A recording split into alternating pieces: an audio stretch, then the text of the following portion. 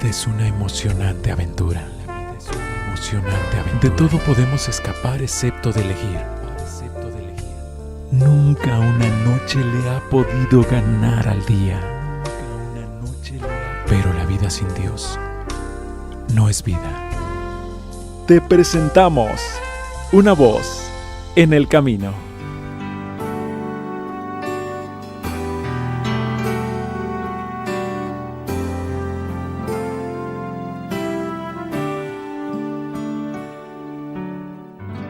Hola, ¿qué tal? Buenas tardes. Hoy estaremos en el libro de Romanos, capítulo 1.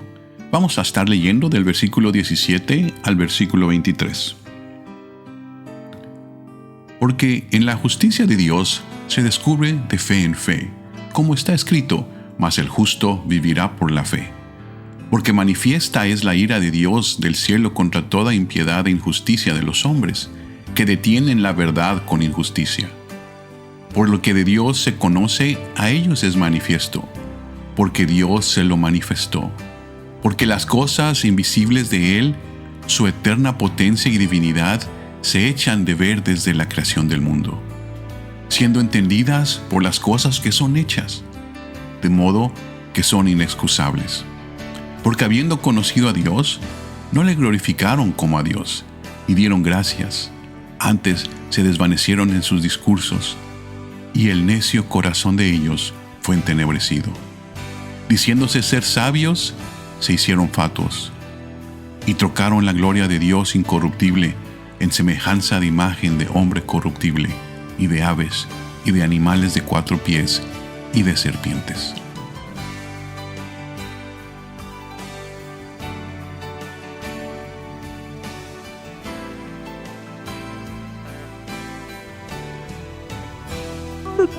En este pasaje encontramos lo que pudiéramos llamar una interesante escalera sobre lo que realmente significa la ira de Dios. El libro a los Romanos, un bello libro escrito por San Pablo, tiene, para empezar, una descripción de lo que es la falla humana, el hecho de que ninguno de nosotros tiene nada con que presentarse ante Dios. Pero más que eso, da entendimiento sobre aquello que finalmente nos lleva a aquellos que lo escogen a un final completamente negativo, la muerte. A reserva de detallar algunas otras cosas sobre lo que es muerte, empezamos aquí a entender cómo ve Dios la culpa del hombre y en qué consiste. Manifiesta es la ira, se nota bien, es clara la ira o el enojo de Dios, que desde el cielo ve toda la impiedad y la injusticia con que obran los seres humanos, que inician su falla con detener la verdad con injusticia. No es que el ser humano no sepa qué es la verdad, no es que el ser humano no entienda que la verdad es la naturaleza de Jesús mismo.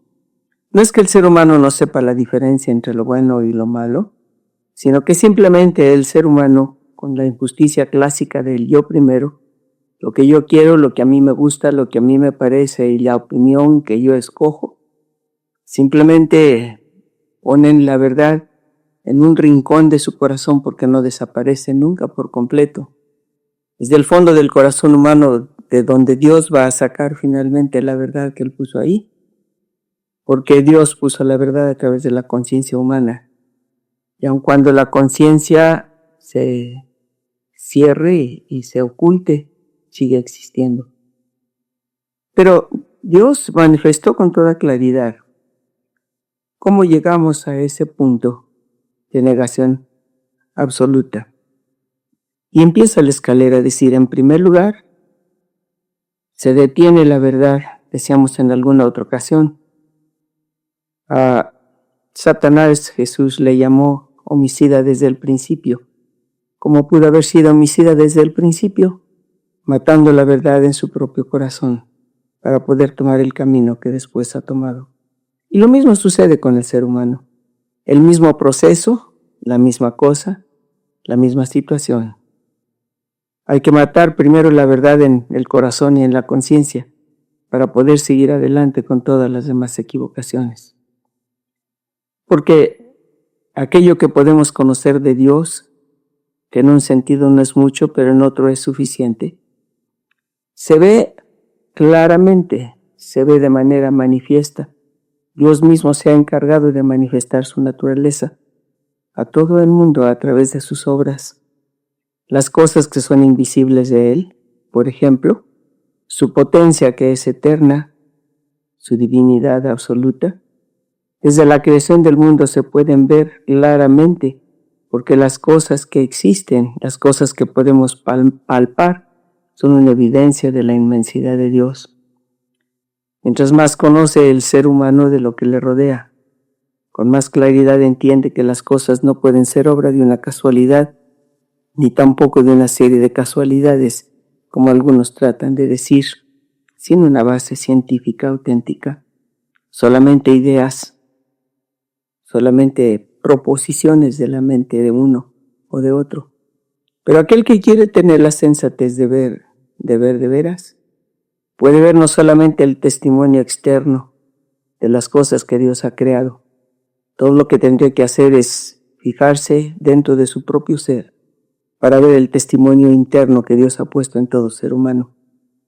La Escritura dice, tal vez lo hemos comentado alguna vez, no sé, que Jesús es la luz que ilumina a todo hombre que viene a este mundo.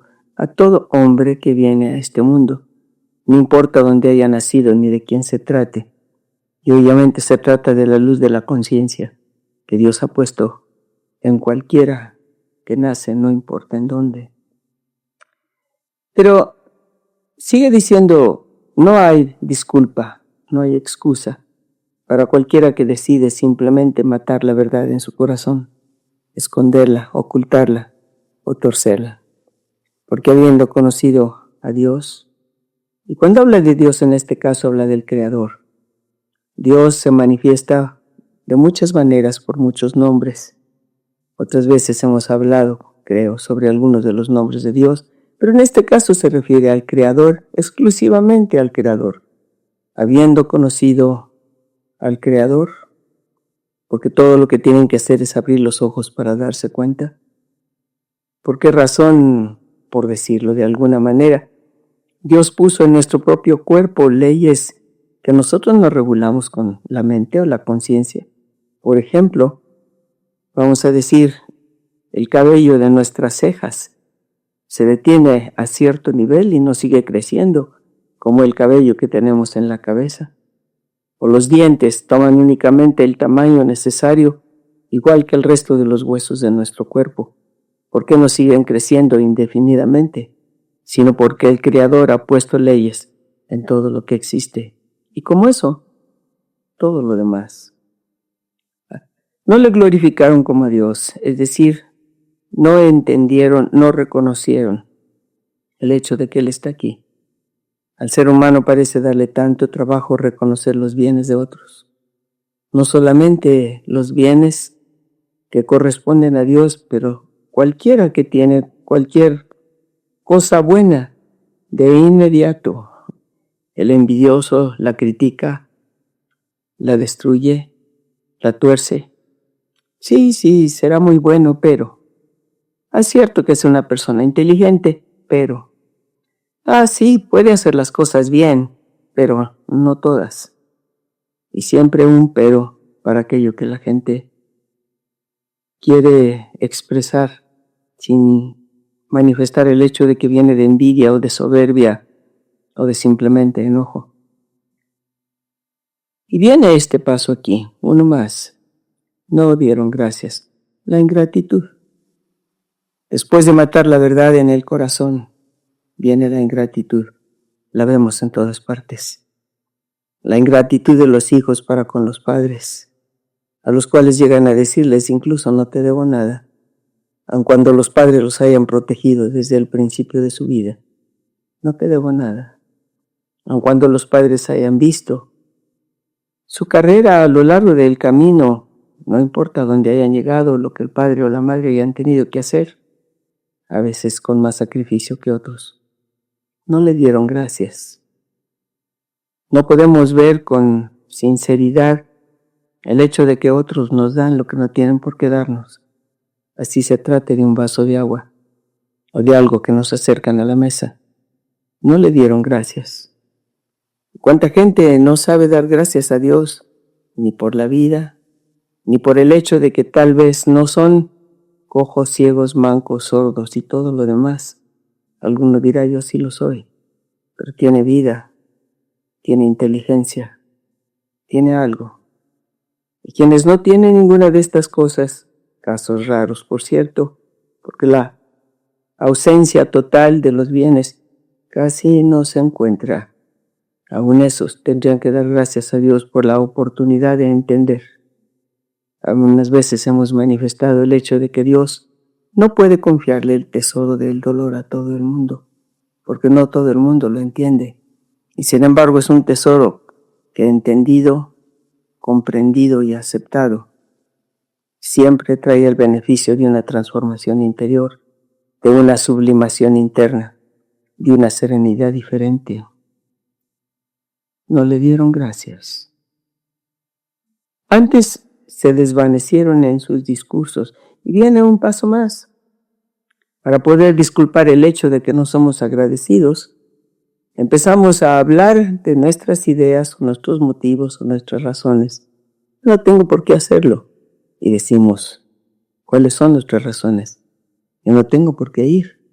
Y damos nuestras razones. No tengo por qué ayudar. Y damos nuestras razones. No solamente es ahí donde nos desvanecemos en nuestros discursos. La excusa para el pecado siempre está lista en la mente.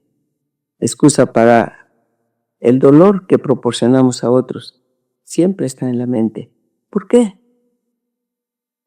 De manera que cuando no damos gracias, ¿qué es lo que estamos tratando de decir? Merezco recibir lo que sea. No tengo nada que agradecer porque yo merezco. Incluso merezco más. Luego la ingratitud procede de un ego profundo y de una inmensa ceguera.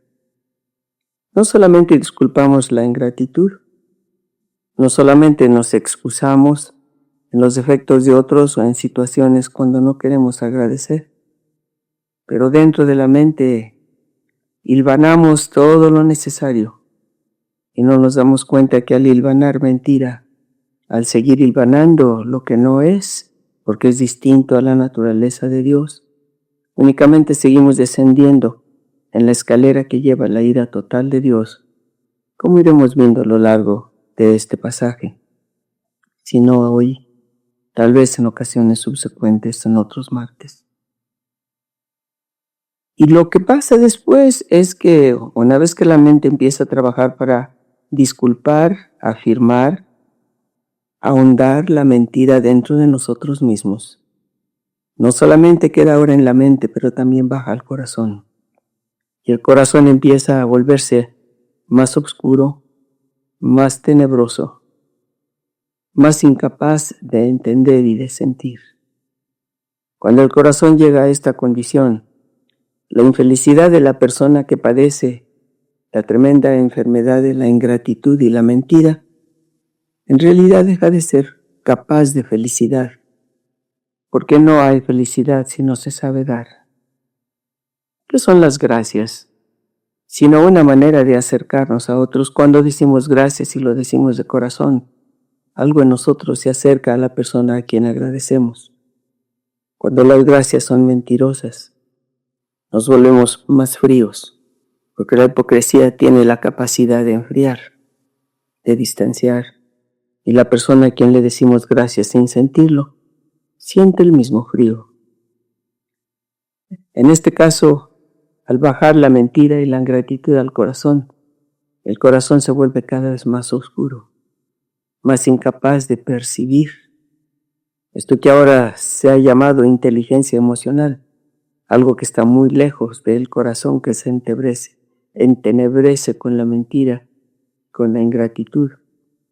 No queda ahí esto, sino que después de que el corazón se entenebrece porque la mente solamente capta lo que la torpeza de la persona decide, entonces viene la vaciedad diciéndose ser sabios. Se hicieron fatuos. Fatuo es aquello que parece ser y no es. Los fuegos fatuos no son otra cosa que los gases que salen del pantano y se incendian. Brincan de un lado a otro, se ven muy bien. Pero eso es todo lo que son. Un fuego que en realidad no es fuego. Una cosa que parece ser y no es. ¿Cuánta vaciedad, cuánta fatuidad hay en el corazón del que solo sabe criticar? ¿Y qué cuando escuchamos la crítica en contra de otros, sin saber si se dice la verdad o se dice la mentira? ¿Por qué estamos tan prontos para escuchar lo negativo? ¿Con cuánta frecuencia sin poderlo constatar? ¿Por qué en las familias existen celos tan absurdos? ¿Por qué existen pleitos tan ilógicos? ¿Por qué acusaciones que no tienen fundamento?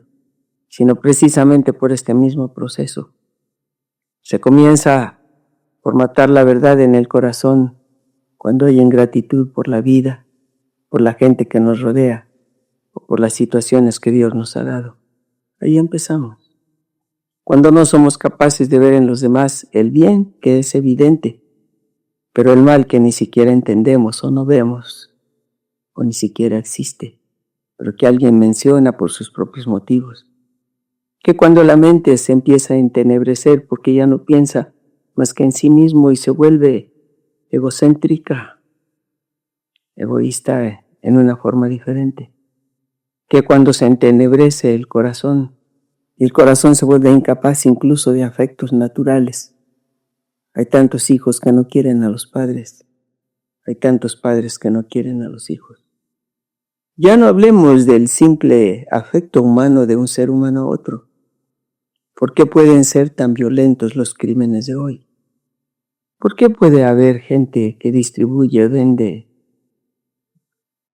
hace de la droga un paraíso que solamente es un infierno cuando se meten por esos senderos? Los que tontamente creen la voz de la serpiente que los invita a probar. ¿Por qué el egoísmo profundo de aquellos que saben que destruyen la mente, el corazón y la vida de alguien? Niños a veces, adolescentes muchas veces y adultos también. ¿Por qué razón esa destrucción del propio corazón donde se empieza el mal que después se hace a otros? No pueden entender que al destruir su propia conciencia y matar la verdad en el corazón, se hacen acreedores al encuentro de esa conciencia en un lugar donde ya no tienen salida posible. Porque después de todo, la gehenna espera la basura, y es basura cualquiera que es podredumbre o que pudre porque contamina. El corazón entenebrecido es así. Empieza la fatuidad. No es cierto el abrazo que pueden dar. Es mentira la sonrisa. No hay realidad en el saludo. No hay verdad en el amor. Sustituyen estos sentimientos por otros que son bastante más fatuos. La apariencia, lo que satisface lo inmediato de su carne, lo que satisface lo inmediato de su imaginación, o la podredumbre que sacan de la memoria. Fatuos, vacíos, nada real, basura.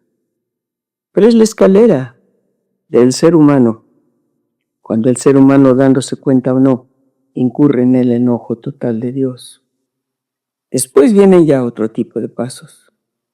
Empieza ya el principio, el que pudiéramos llamar en un sentido, apostasía. No solamente viene la mente, no solamente el corazón, pero ahora empiezan a funcionar las obras.